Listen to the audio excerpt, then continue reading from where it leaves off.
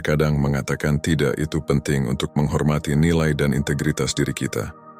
Dalam dunia yang ideal, pengampunan dan penebusan akan terbuka untuk semua orang tanpa kecuali.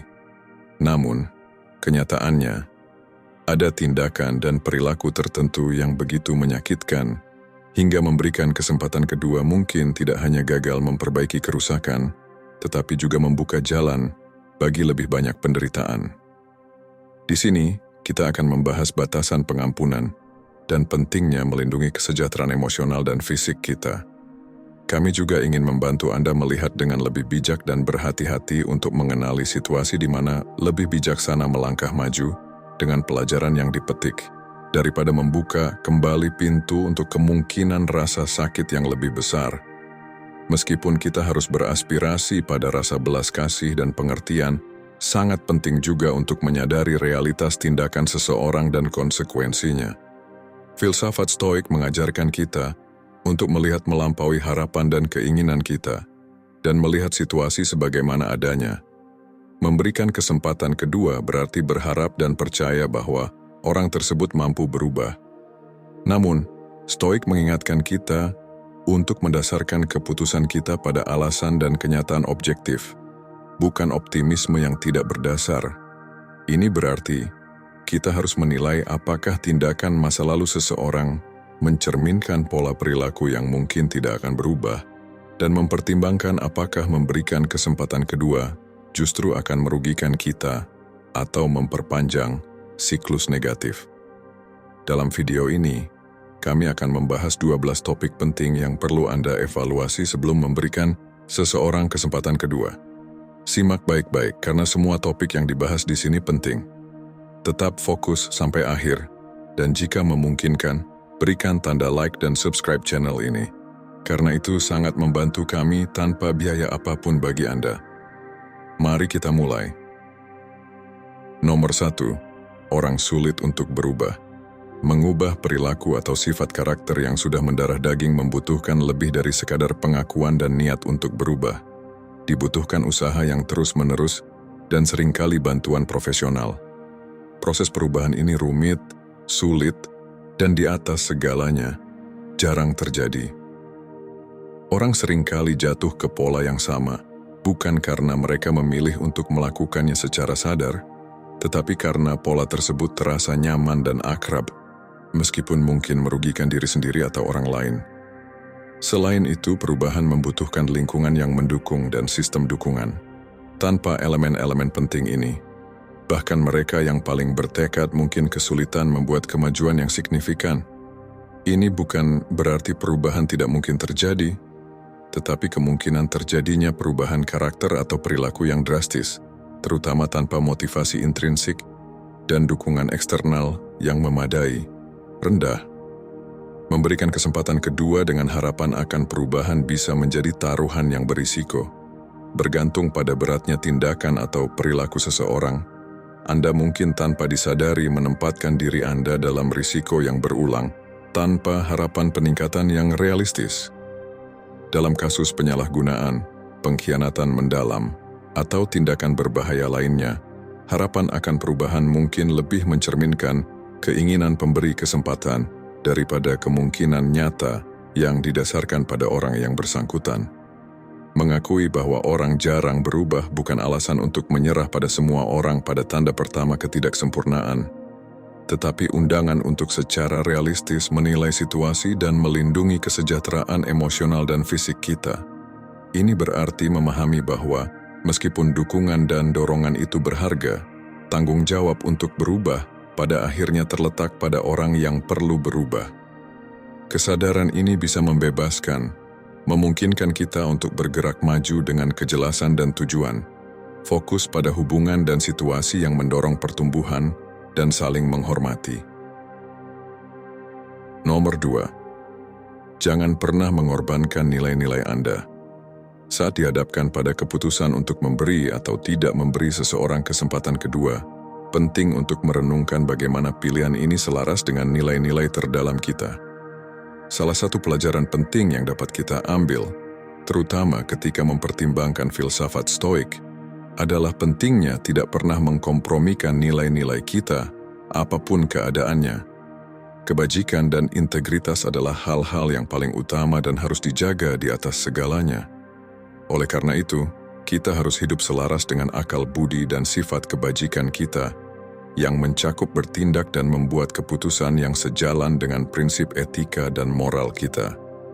Saat mempertimbangkan untuk memberikan kesempatan kedua kepada seseorang, kita harus bertanya apakah tindakan ini sejalan dengan nilai-nilai inti kita atau malah akan membuat kita mengkompromikannya. Mengkompromikan nilai-nilai kita untuk seseorang yang telah menunjukkan tidak pantas mendapatkan kesempatan kedua, tidak hanya membuat kita menyimpang dari jalan kebajikan, tetapi juga bisa menyebabkan siklus kekecewaan dan kesedihan. Dengan memegang teguh nilai-nilai kita, kita menetapkan batasan yang jelas yang melindungi dan memandu interaksi kita. Ini tidak berarti kita harus kaku atau tanpa belas kasih, tetapi bahwa belas kasih dan keinginan kita untuk memaafkan tidak boleh membuat kita menerima perilaku yang bertentangan dengan prinsip terdalam kita.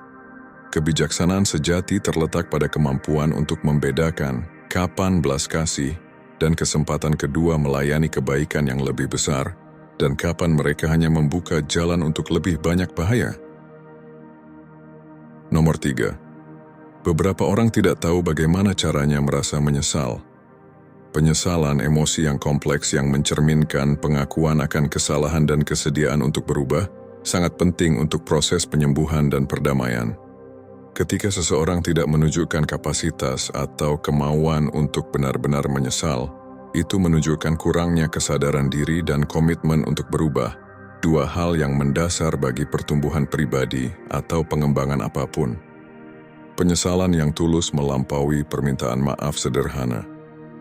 Penyesalan melibatkan pemahaman mendalam tentang dampak tindakan seseorang pada orang lain, disertai dengan upaya nyata untuk membuat perubahan perilaku yang signifikan. Tanpa pemahaman ini, sebuah permintaan maaf bisa menjadi tindakan yang kosong dan berulang, yang pada akhirnya tidak berarti, memicu siklus perilaku berbahaya tanpa niat perbaikan yang nyata. Ketidakmampuan atau keengganan seseorang untuk menyesal bisa disebabkan oleh berbagai faktor, termasuk kesombongan, egoisme, atau bahkan sifat kepribadian yang lebih dalam seperti narsisme atau kurangnya empati. Karakteristik-karakteristik ini membuat seseorang sulit, bahkan tidak mungkin, untuk mengenali kesalahan mereka dan mengambil tanggung jawab atasnya. Dalam kasus-kasus seperti ini, memberikan kesempatan kedua mungkin tidak hanya gagal untuk mengatasi masalah-masalah yang mendasarinya, tetapi juga bisa memperkuat perilaku destruktif dan memungkinkan mereka untuk berlanjut tanpa konsekuensi. Nomor 4. Pengampunan bukan berarti berdamai. Pengampunan adalah tindakan pribadi untuk melepaskan rasa sakit atau dendam terhadap seseorang yang telah menyakiti kita. Pengampunan tidak memerlukan perubahan dari orang lain, permintaan maaf, atau bahkan bahwa mereka tahu bahwa kita telah memaafkan mereka. Ini adalah hadiah untuk diri sendiri, langkah menuju kedamaian batin dan kesejahteraan emosional. Di sisi lain, berdamai adalah proses bersama yang melibatkan pemulihan hubungan yang rusak. Berdamai membutuhkan upaya, pengertian, dan perubahan dari kedua belah pihak. Berdamai memerlukan komitmen bersama untuk berubah, saling pengertian, dan menghormati kebutuhan serta batasan satu sama lain. Ini adalah jalur yang membutuhkan kepercayaan yang dibangun kembali, dan kesepakatan tentang bagaimana kedua pihak dapat bertindak berbeda di masa depan. Penting untuk membedakan antara memaafkan dan berdamai. Anda bisa memaafkan tanpa harus mengembalikan orang tersebut ke dalam hidup Anda. Ada situasi di mana, meskipun Anda memaafkan, berdamai tidak disarankan atau bahkan mungkin tidak mungkin, terutama jika orang lain terus menunjukkan perilaku yang merugikan, abusif, atau berkhianat. Menjaga jarak dalam situasi seperti itu adalah bentuk perlindungan diri dan penghormatan terhadap batasan kita. Memilih untuk tidak berdamai bukan berarti gagal memaafkan, melainkan pengakuan bahwa beberapa hubungan tidak sehat atau sudah rusak secara tidak dapat diperbaiki. Keputusan ini menghormati kesejahteraan emosional Anda dan menciptakan ruang yang aman untuk penyembuhan dan pertumbuhan pribadi. Nomor 5. Masalah yang sudah lama biasanya sulit untuk diselesaikan. Pengalaman hidup menunjukkan kenyataan yang tidak nyaman. Masalah yang sudah sangat dalam di dalam diri seseorang, baik itu pola perilaku atau sifat kepribadian, jarang hilang tanpa intervensi yang signifikan. Masalah-masalah kronis ini bisa berupa ketidakmampuan untuk memenuhi komitmen, perilaku manipulatif atau abusif, hingga masalah keandalan dan rasa hormat. Masalah-masalah ini seringkali terkait dengan pengalaman masa lalu, trauma, atau ketidakmampuan untuk mengenali dan mengatasi kelemahan diri. Dalam konteks ini, pengulangan perilaku merugikan bukan hanya kemungkinan, tetapi sebuah kecenderungan, terutama tanpa pengakuan dan kemauan yang nyata untuk berubah. Memilih untuk tidak memberi kesempatan kedua dalam situasi seperti ini bukanlah bentuk kurangnya kepercayaan pada kemampuan seseorang untuk berubah, melainkan pengakuan pragmatis bahwa perubahan adalah proses yang sulit dan lambat. Perubahan membutuhkan tidak hanya kesadaran dan kemauan, tetapi juga tindakan yang berkelanjutan untuk mengatasi pola-pola kronis ini. Tanpa elemen-elemen penting tersebut, kemungkinan masalah yang sama akan muncul kembali dalam hubungan sangat tinggi, yang berpotensi menyebabkan lebih banyak rasa sakit dan kekecewaan. Nomor 6. Katakan tidak saat diperlukan. Prinsip ini didasarkan pada pemahaman bahwa meskipun pengampunan adalah bagian penting dari pertumbuhan pribadi, itu tidak berarti Anda harus berdamai atau mengizinkan orang yang merugikan Anda kembali ke dalam hidup Anda. Mengatakan tidak adalah pengakuan bahwa Anda menghargai kedamaian, keamanan emosional, dan kesejahteraan Anda di atas keinginan untuk menyenangkan orang lain atau memenuhi harapan masyarakat tentang memberi kesempatan kedua. Mengatakan tidak membutuhkan penilaian jujur atas situasi dan perilaku yang menyebabkan Anda membutuhkan kesempatan kedua sejak awal. Jika orang tersebut belum menunjukkan tanda-tanda perubahan yang nyata, pemahaman atas dampak dari tindakan mereka, atau upaya sungguh-sungguh untuk memperbaiki kerusakan yang telah terjadi, maka mengatakan tidak adalah respon yang tepat dan adil. Selain itu, sikap ini melindungi Anda dari potensi untuk disakiti atau dieksploitasi lagi. Pola perilaku yang beracun atau abusif jarang berubah tanpa komitmen yang signifikan untuk pekerjaan pribadi dan perubahan. Dengan mengatakan tidak, Anda menetapkan batasan yang jelas yang tidak hanya menyampaikan penolakan Anda terhadap perilaku tersebut, tetapi juga memperkuat martabat dan harga diri Anda. Nomor 7. Kepribadian seseorang sulit diubah. Kepribadian seseorang dibentuk oleh faktor-faktor genetik, pengalaman hidup, dan interaksi sosial.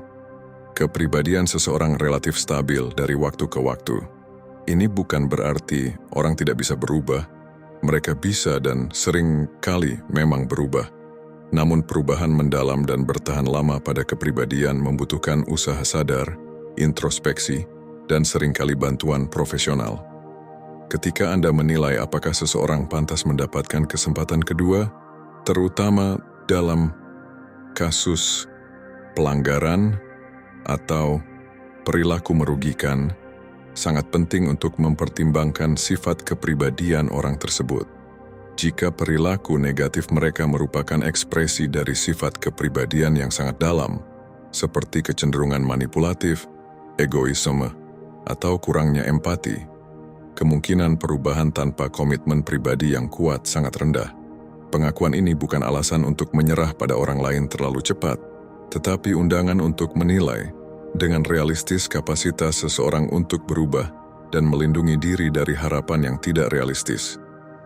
Mengharapkan seseorang mengubah aspek fundamental kepribadiannya tanpa usaha yang nyata bisa mengarah pada siklus kekecewaan dan rasa sakit. Nomor 8. Ingat pelajaran dari masa lalu.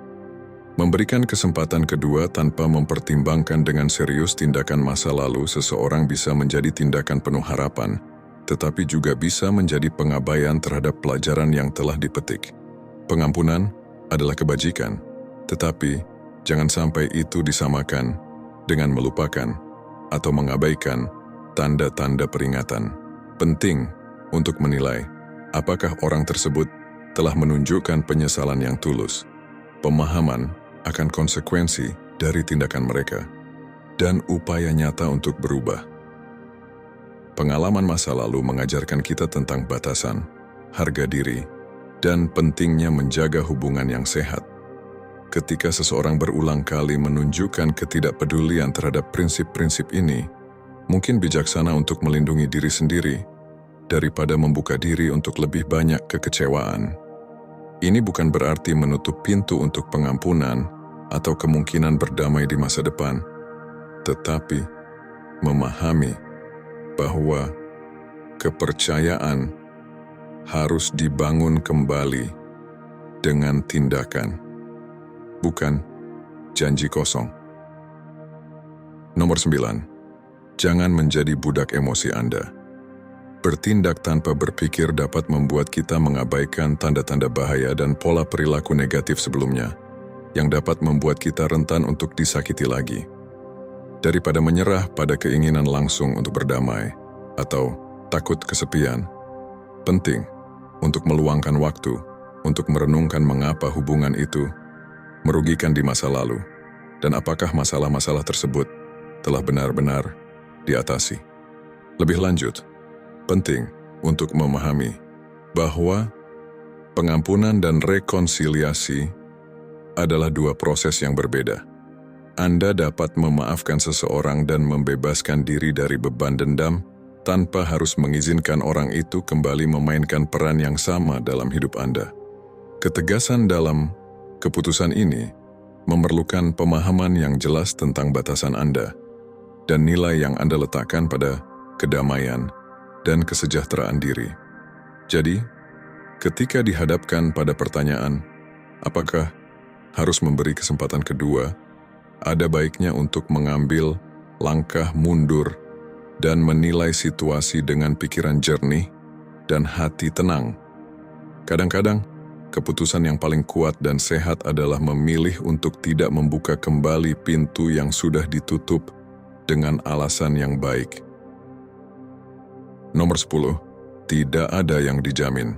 Ketidakpastian adalah bagian dari hidup dan ini sangat berlaku dalam hubungan manusia dan ide tentang memberi kesempatan kedua. Harapan bahwa segala sesuatunya akan berubah lebih baik atau bahwa kesempatan kedua akan menghasilkan hasil yang berbeda seringkali tidak memiliki dasar yang kuat. Menerima bahwa tidak ada yang dijamin adalah kunci ketika mempertimbangkan apakah seseorang pantas mendapatkan kesempatan kedua. Ini memaksa kita untuk menghadapi kenyataan bahwa terlepas dari janji-janji yang dibuat atau harapan yang dibangun, tidak ada kepastian bahwa pola perilaku masa lalu tidak akan terulang. Nomor 11, jangan biarkan emosi menghalangi nalar Anda. Dalam dunia yang ideal, emosi dan nalar akan bekerja bersama-sama, memandu keputusan kita menuju hasil yang seimbang. Namun, kenyataannya, emosi kadang bisa mengaburkan penilaian rasional kita, terutama ketika kita memberi kesempatan kedua kepada orang yang sebenarnya tidak layak mendapatkannya. Filsafat Stoik mengajarkan pentingnya mengendalikan emosi dan melihat kenyataan dengan jelas. Sebelum memberi kesempatan kedua, penting untuk berhenti sejenak dan menilai situasi secara objektif.